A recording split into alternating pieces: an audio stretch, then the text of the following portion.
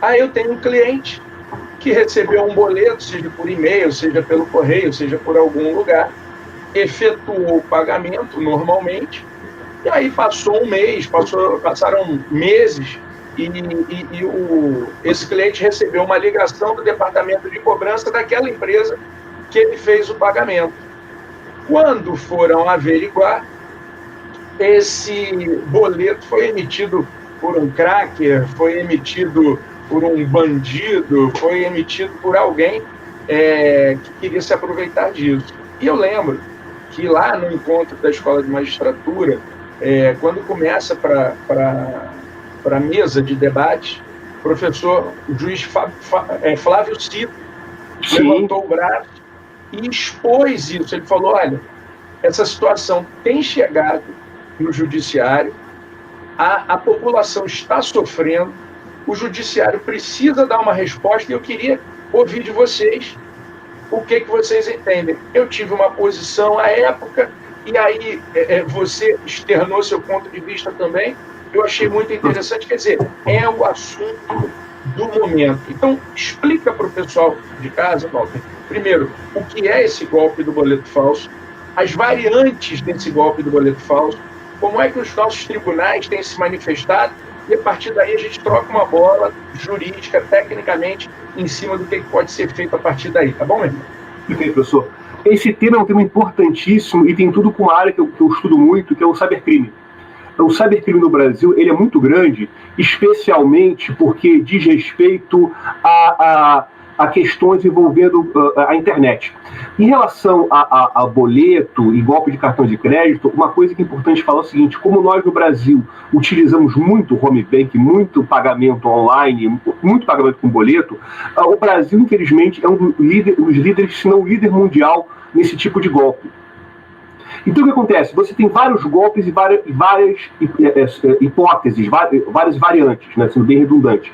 O que é importante falar, como é que funciona o golpe do boleto? O golpe do boleto é o seguinte, o golpe do boleto é o recebimento de um boleto de uma conta que você tem, de uma conta que normalmente você tem, só que é um documento falso.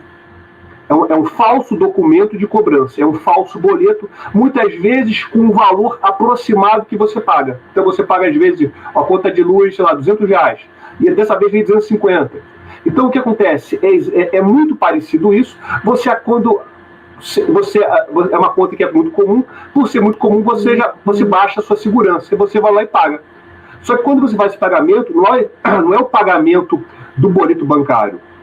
O que você está pagando aqui, você não está quitando aquela conta, você está depositando dinheiro numa conta de outra pessoa, de um criminoso. Então, isso seria o caso, o caso mais comum. Tá bom. Bom, então, quer dizer, trocou, o boleto era falso. E aí, sobre o campo da responsabilidade civil, do direito do consumidor, como é que nossos tribunais têm se manifestado, mais ou menos? Alguns tribunais têm aceitado a responsabilidade civil basicamente por um fundamento. Quem efetivamente fazia a cobrança, a instituição, ela deveria ter criado um procedimento mais seguro possível para que essa cobrança fosse efetuada. Então, se ele fez uma cobrança de uma forma não muito segura, deu aso para uma fraude. Mas eu diria, professor, que tem uma outra tese que não foi explorada ainda, mas eu acho que vai ser explorada quando entrar em vigor a Lei Geral de Proteção de Dados, a Lei 13.709 de 2018, que é uma coisa que ninguém parou para pensar. É muita coincidência o criminoso ele mandar um boleto de uma conta que efetivamente eu sou devedor. É muita coincidência. E eu não acredito em coincidências. Eu vejo, portanto, aí o seguinte, que esse criminoso, ele teve acesso a dados pessoais meus, a dados pessoais dentro dessa empresa. Ou porque a empresa vazou maliciosamente, ou porque ele invadiu, ou seja, há um uso de dados pessoais meus de forma indevida por esse criminoso. Então, eu vejo que há um outro fundamento para a responsabilidade civil, que é o artigo respectivo da LGPD, que estabelece a responsabilidade civil em casos de incidente de segurança. E nesse caso aqui, como nós temos um vazamento dos meus dados pessoais pelo criminoso, porque ele utilizou, então eu vejo que há um motivo para isso. mas falta apenas a LGPD entrar em vigor, que será em breve.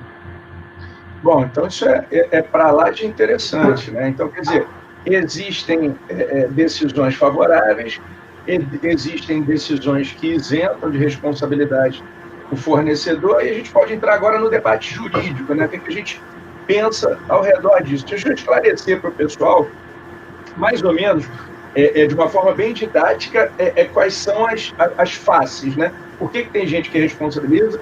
Por que tem gente que não responsabiliza? Pessoal, os julgados que responsabilizam o fornecedor partem da premissa da teoria do risco do empreendimento. Se alguém empreende, o risco é de quem empreende, não de quem consome. Então, se você resolveu abrir um banco, mexer com dinheiro, ou então você resolveu abrir uma loja para vender televisão, e você tem um banco de dados e alguém acessa esses dados, o risco é teu e você merece responder por eventuais prejuízos.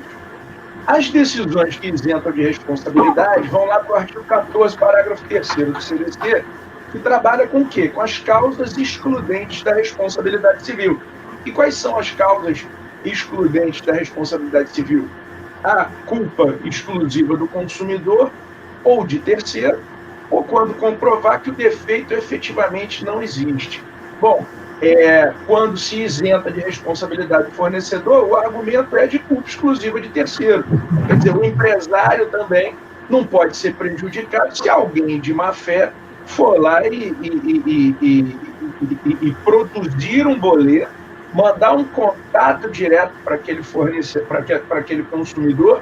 Quer dizer, o fornecedor não teve participação nenhuma. Há um tempo atrás, Walter, e vamos entrar no bate-papo, né? Há um tempo atrás, eu tinha a posição de isentar a responsabilidade do fornecedor, porque, em realidade, ele foi mais uma vítima.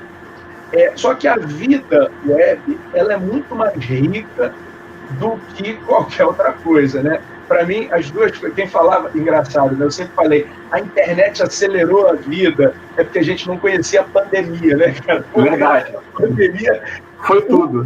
Potencializou a internet. Então, quando eu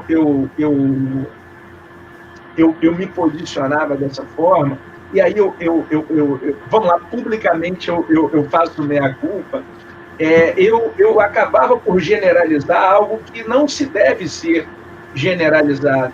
Quer dizer, podem existir situações que o fornecedor não teve participação nenhuma, e podem existir situações em que teve um vazamento de dados interno, e aí a gente não falaria nem de fortuito interno, a gente falaria de falha mesmo, né? Se você não teve cuidado com os dados bancários, ou os dados, no caso de um banco, os dados do seu fornecedor, você conjuga aí, pode ser a LGPD com o Código de Defesa do Consumidor. Agora, independentemente da LGPD, já teve uma falha.